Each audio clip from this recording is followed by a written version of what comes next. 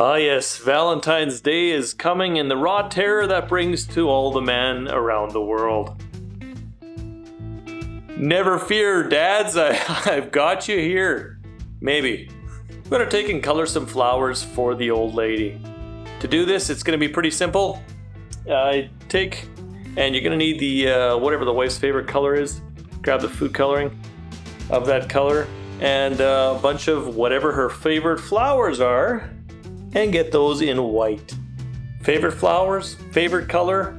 I think it's a win. Let's see what happens. To start out, just take your hydroponic nutrient of choice, pour a glass kind of half full, or alternatively you can use a Ziploc bag and use a couple of different colors, mix up the food coloring in there, and put the stem of the flower right after it's cut into that solution.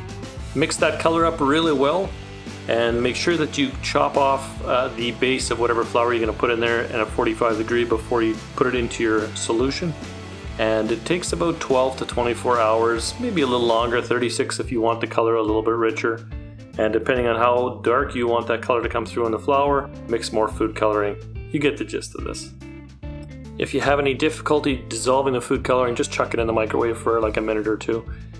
Get the liquid nice and hot and you should have no trouble dissolving the food coloring.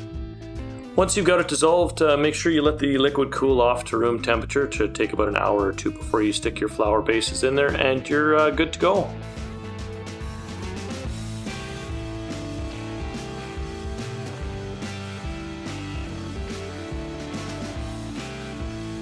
So as you can see from the results here, the carnation and the rose work the best.